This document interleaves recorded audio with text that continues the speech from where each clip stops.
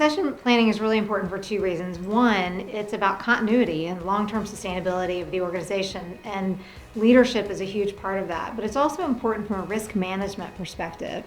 Sustainability obviously means we want the organization to be sustained for the long term, and that means no interruption in its business. And so the board's role is to ensure that there is leadership continuity. So sometimes with succession planning, quite frankly, the board hadn't done its job, right? It hadn't done its job in terms of planning. Where do we want the organization to be? Hasn't done its job in terms of setting expectations. What does success look like for this organization now and in the future? And then third, what does it mean to be leaders?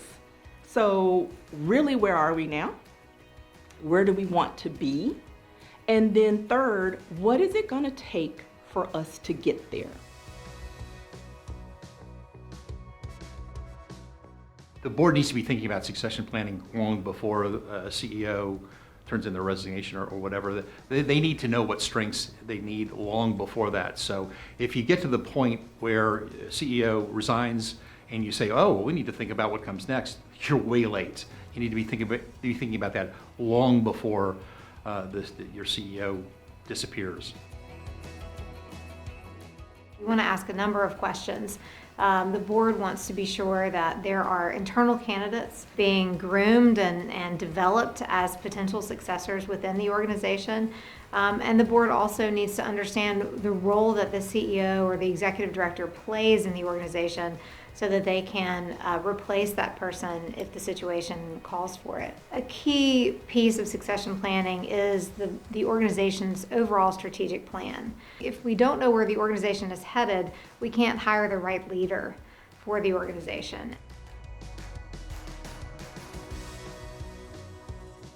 Being a board member means that you are taking on some of the responsibility of governance for an organization, and you take that responsibility seriously. So professional development for board members, I think it's really wise to engage people who are thinking about being on nonprofit boards even before they join a board. I think that the board needs to know kind of some of the detail about what runs an organization, what makes an organization strong, kind of what leader they need. So I think the more they know about what the organization does and what it needs, then the better prepared that they'll be for succession planning, to plan for succession planning. Succession planning doesn't end when the role is filled. It merely switches to a different type of a role or responsibility for the board, and that is to develop that executive director and to help them be successful. There are all sorts of ways to do that. There's training them, there is mentoring them,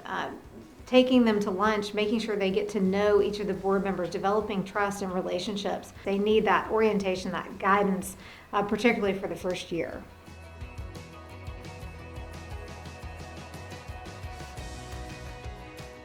Be attuned to our own mortality enough to say that it is not about me and it is not about my position right now, but it is about how am I leveraging my position, how am I leveraging my resources in my moment of engagement with this organization so that I can prepare this organization to move and succeed beyond me.